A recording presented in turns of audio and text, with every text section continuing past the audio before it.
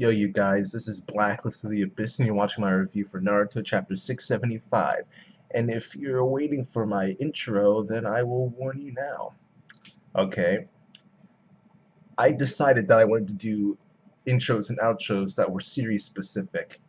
And the first one I did was Naruto. They're the only ones I have done right now, but later on I'll do intros and outros for Bleach, One Piece, Fairy Tail, Hunter x Hunter, etc., etc.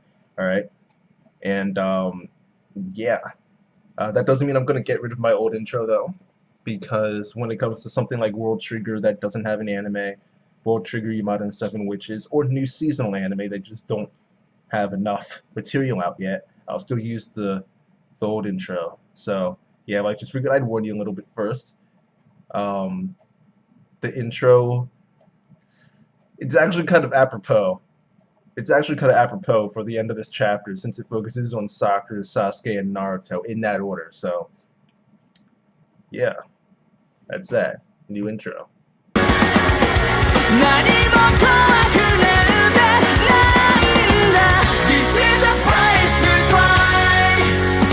そして僕らきっと繋いだ手を決して離さないんで明日へかける Let's sing loudly We are the one for the future Yeah, alright, so that was the new intro and my new logo, which is kind of lame since it's just all on, it's just with, like, it just has a white background, so it's kind of lame, but still. I'm working on it, okay? I'm working on it, alright? But that's what we got for now, alright? Now, and like I said, our new outro is going to be at the end. With the current ending is going to be the song for the outro. It's going to be pretty legit. I can't decide which one I like better, the intro or the outro. Hey, post in the comments which one you like the most. Right, but let me just get into this actual chapter. So Obito sends Sakura back to regular world dimension, whatever, with Kamui, alright? And we get this little flashback to her conversation with Obito, the entire conversation that they had. We've heard of this before, this concept where eyes are at their strongest when they're together, alright? And that's pretty much what Obito is warning Sakura of. If Madara gets both of his eyes back, then it's just gonna be, it's gonna manifest some power that's gonna make some level of power that's gonna make Madara even more OP, and they won't stand a chance, pretty much. All right. And he mentioned something about how he couldn't implant both Rinnegan because he would have lost to their overwhelming chakra and ability. Whatever. He's just it doesn't make any sense. He's just trying to hype up Madara. That's all he's trying to do with that. He's trying to use some mumbo jumbo to hype up Madara and make him look awesome for being able to handle the power of the Rinnegan. It does when in the series before has someone been controlled by their eyes or lost control of their eyes? Like, never. All right, it's this is just some mumbo jumbo Kishi came up with to try to make Madara look even cooler and even more OP. All right, so don't worry about it. It doesn't mean anything. All right. Now, back in like the other realm after the flashback ends, other dimension, Madara, he's floating in his upper half is floating in the air. And actually, now that I'm thinking about it, his bottom half is still in the other dimension, right? In the regular world, right? So shouldn't they like do something about it, like seal it or something? Like how they never even mentioned his bottom half in this chapter. I thought that was interesting. But here his top half, it's floating in the air, and he's got his hand inside of Obito's chest. Okay. And we find out that Madara put a cursed seal on Obito's heart, okay? And I thought this was awesome, okay? Obito ended up removing the cursed seal that was on his heart by letting Kakashi stab him, okay? People were crapping on Obito so much about how he lost to Kakashi and he wasn't all that and all this stuff, pretty much talking down on him, and it turns out, nah, he let Kakashi stab him. He let Kakashi stab him so that he could remove that cursed seal and become the Jinchuriki of the Ten Tails. So yeah, that's right. All right, there's so much irrational hatred for Obito. It makes no sense. The dude's not as bad as people think. You know, like he's people could think of him as weak. He's not weak. He's like sixth, seventh strongest character in the series, including people like Kaguya and the Sage of the Sixth Path, Hagoromo. Okay, he's like he's not that bad when you give him a chance, but no one wanted to give him a chance because as soon as he was introduced, they were already disappointed, and Toby was him instead of someone like Izuna or Shisui or Kagami, right? Like, so, like people had all these theories about random Uchiha who it could be, and they were disappointed. Right? Give him a chance to realize it. Maybe I'll make a video about it. Though it'll take forever, but gotta finish the Kill la Kill video first. But um, I'm getting really off topic. The point is that Obito let Kakashi stab him. All right, he let Kakashi stab him. All right, and Madara ends up revealing that that puppet master seal that he put on Obito, he also put one on Rin, and that's why Rin had Kakashi stab her, not just because of the whole she was Jinchuriki thing, but also because of the cursed seal that was placed on her by Madara. It turned out that all of that was planned by Madara so that Obito would come back to him and turn to the dark side, which is something I predicted a long time ago before my channel was even up. It seemed pretty obvious to me just because if you go back to that chapter when Obito first left to go save Rin and Kakashi, when Madara's old Madara is sitting there and he says something along the lines of "I know you'll be back" to Obito. Like how is he going to know Obito will be back unless he knows something's going to happen that makes Obito want to come back? You know, so as soon as Madara said that line all those chapters ago, I was automatically suspicious. I'm thinking this dude Madara he's done something. He's done something in that situation. I don't know what exactly it was, but he did something. All right, now we know what it was that he did. So all of it. He did all of it. Ken Kakadori, all right, just as planned. All right. So yeah, Madara, he's trying to do his best Aizen impression. All right, and he says he's going to take Obito's left eye, the Rinnegan, and we see this close up of Obito's Mangekyo Sharingan, and then a close up of his Rinnegan. All right.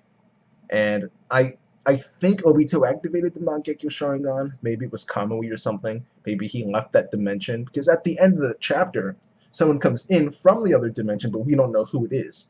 They assume it's Madara, but we don't know. Okay, so it could be Madara or Obito. Okay, but back in the normal world, normal realm, whatever. Right, Naruto, he finishes sealing Limbo, or the Shadow, Madara's Shadow, whatever you want to call it.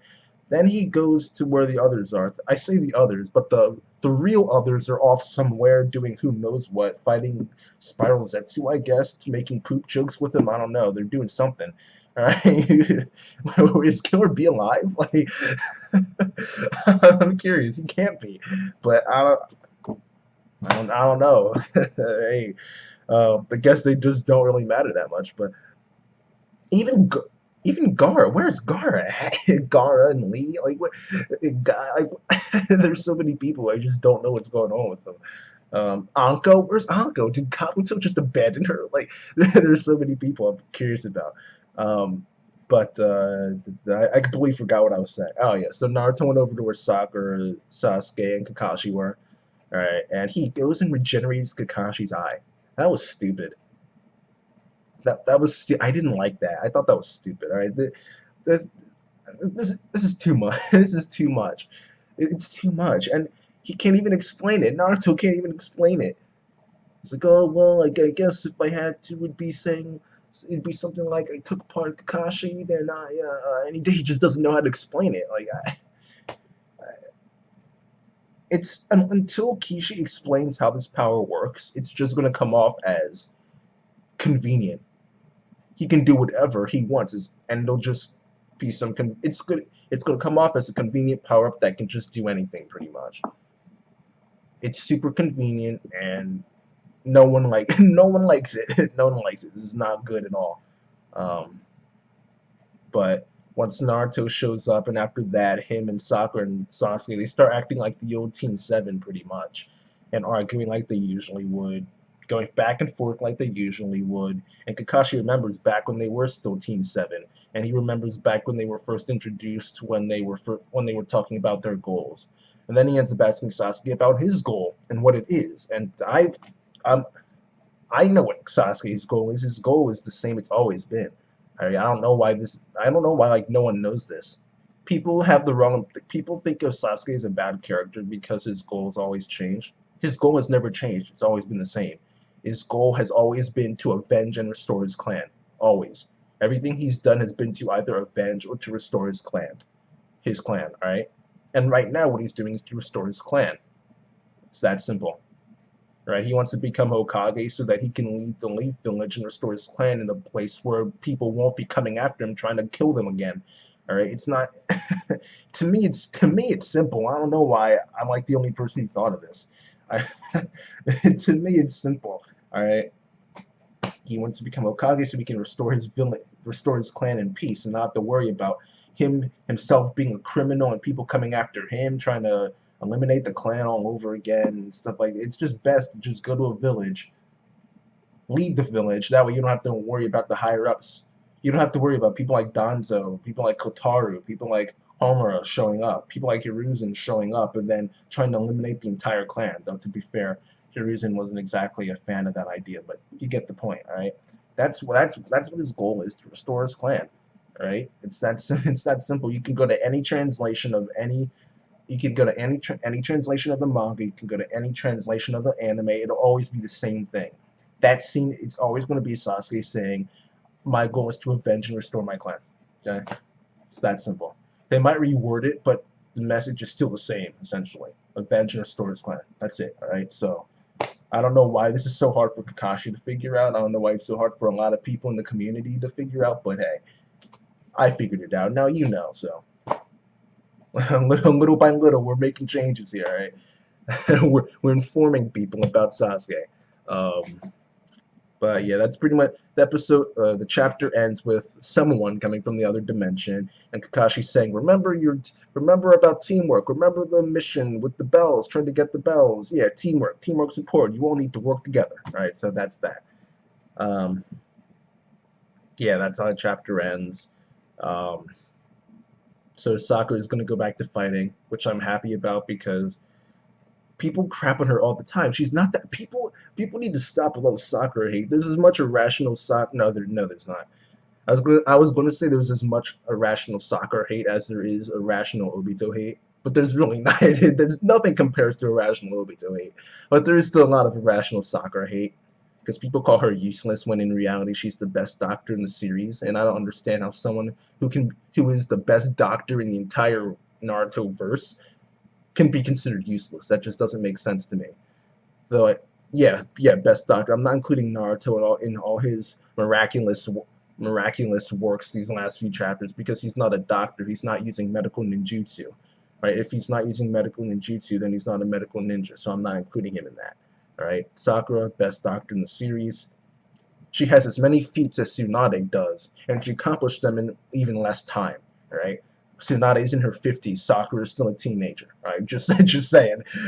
Sakura is better than every other medical ninja in the series. The only one you could possibly argue is Kabuto, but he hasn't done anything in the longest time in terms of like medical ninjutsu. He uses knives for weapons, and that's like I haven't seen him do like the last time I remember him using actual medical ninjutsu is when he healed Sakura. Not even when he helped ease the pain of Sakura's arm in the Tenchi Bridge arc.